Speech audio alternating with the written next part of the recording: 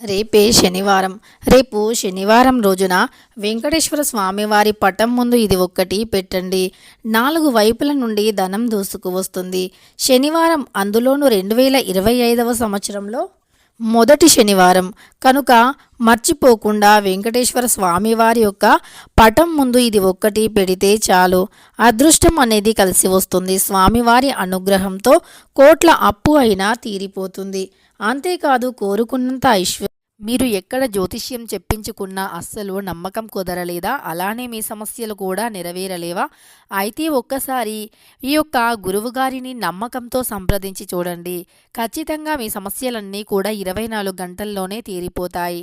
శ్రీ వారాహిదేవి జ్యోతిష్యాలయం, పండిత్ నంబూదరి, అలానే వశీకరణ స్పెషలిస్ట్ కూడా. విద్యా, ఉద్యోగం, వ్యాపారం, పెళ్లి, ప్రేమించి మోసపోవటం, ఆరోగ్యం, నాగదోషం, సంతానం, భార్యాభర్తల మధ్య గొడవలు, అత్తాకోడళ్ల మధ్య గొడవలు, స్త్రీ పురుషుల వశీకరణం, ధనం నిలకడగా లేకపోవటం, రాజకీయం, వామచార దోషం, ఇలాంటి మీ యొక్క ఎటువంటి సమస్యలైనా 24 గంటల్లో పరిష్కారం లభించును. వీరి యొక్క సెల్ నెంబర్ వచ్చేసి 9043637512. మీకు ఎటువంటి సమస్యలు ఉన్నా కేరళ నుంచి నేరుగా పరిష్కారం చెప్పబడును. ఒక్కసారి నమ్మకంతో గురువుగారిని సంప్రదించండి, కలుగుతుంది. శని భగవానుని అనుకూలత కలగటం వల్ల మనం జీవితంలో ముందుకు సాగిపోతాము. శనీశ్వరుని యొక్క అనుకూలత వల్ల దరిద్ర బాధలు తొలగిపోతాయి. శని భగవానుని అనుకూలత పెరగాలి అన్నా, జీవితంలో ధనాన్ని సంపాదించాలి అన్నా, అదృష్టం కలిసి రావాలి అన్నా శనివారం రోజుల్లో ఇంట్లోకి నూనెను తెచ్చుకోకూడదు. నూనె అనేది శని భగవానునికి సంబంధించింది కనుక ఇంట్లోకి నూనెను పొరపాటున కూడా శనివారం రోజుల్లో తేయకూడదు. అదేవిధంగా శనివారం రోజుల్లో కాకులకి కానీ, కుక్కలకి కానీ, మూగజీవులకి వేటికైనా సరే ఆహారాన్ని పెట్టడం వల్ల శనీశ్వరుని యొక్క అనుగ్రహం లభిస్తుంది. అంతేకాదు, శనివారం రోజుల్లో కాకులకి, కుక్కలకి ఆహారాన్ని పెట్టడం వల్ల అదృష్టం కలిసి వస్తుంది. ముఖ్యంగా శనీశ్వరుని వాహనం కాకి, కుక్క అని భావిస్తూ ఉంటాము. అందువల్ల కాకికి శనివారం రోజున ఏదైనా ఆహారాన్ని పెట్టడం వల్ల మనకు శనీశ్వరుని యొక్క అనుగ్రహం అనేది లభిస్తుంది.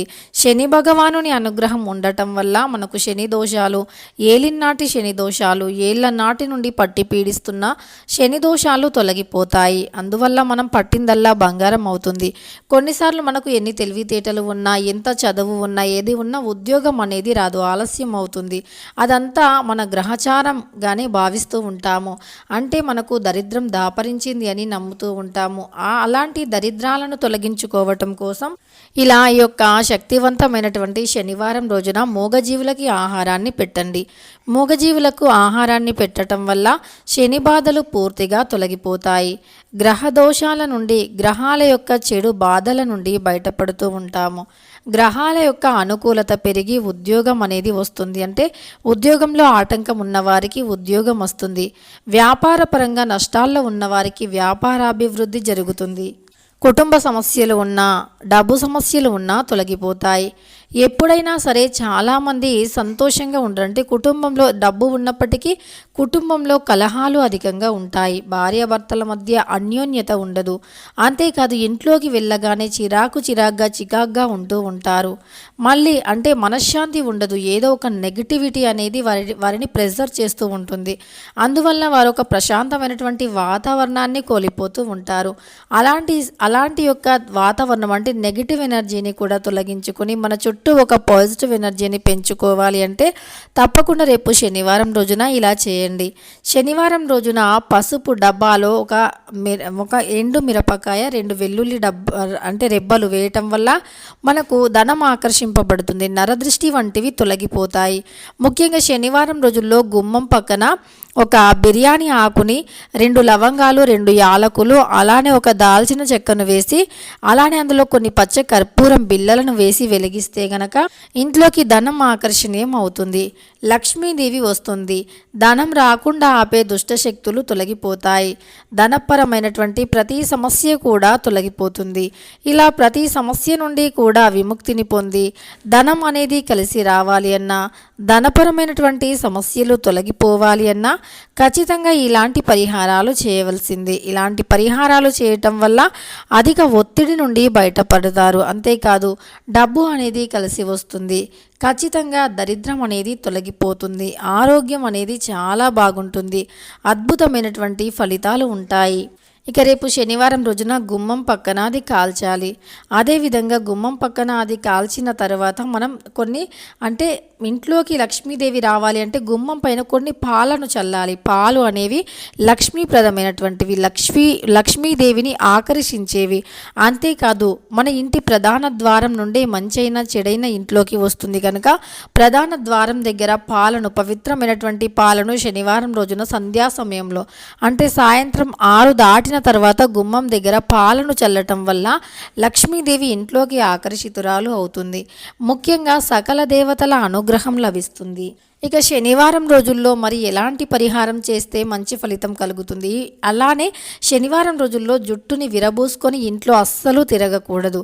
ఆడవారు కన్నీటిని అస్సలు పెట్టకూడదు. శనివారం రోజుల్లో తులసి చెట్టుని పూజించాలి.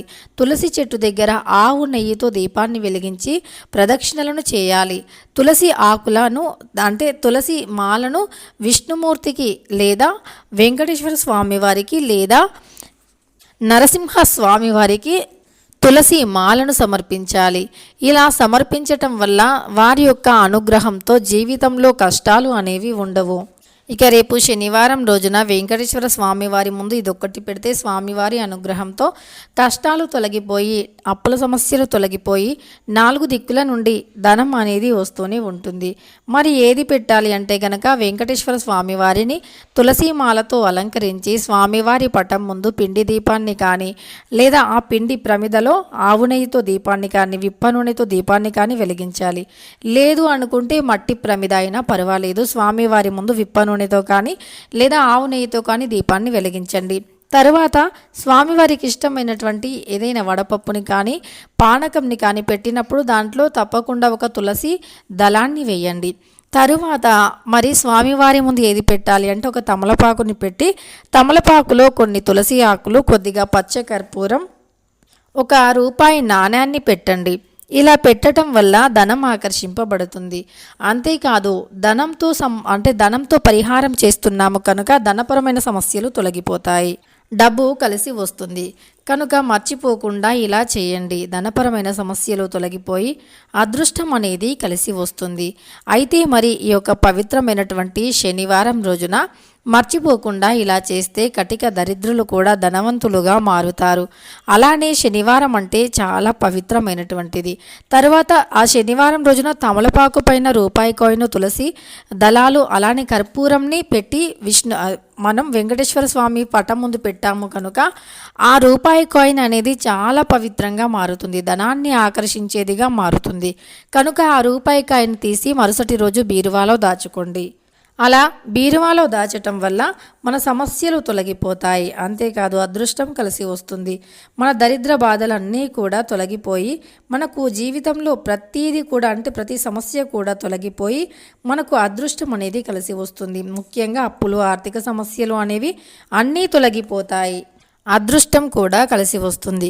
ఇక తెలుసుకున్నారు కదా రేపు శనివారం రోజున వెంకటేశ్వర స్వామి వారి ముందు ఏది పెట్టాలి అని. మరి ఆ తమలపాకు, తులసి ఆకులను మళ్ళీ ఏం చేయాలి అంటే తులసి చెట్టు మొదట్లో పెట్టండి లేదా ఎవరు తొక్కని ప్రదేశంలో పెట్టండి. ఇలా చేస్తే చాలు, అదృష్టం తప్పకుండా కలిసి వస్తుంది, దరిద్రాలు పూర్తిగా తొలగిపోతాయి.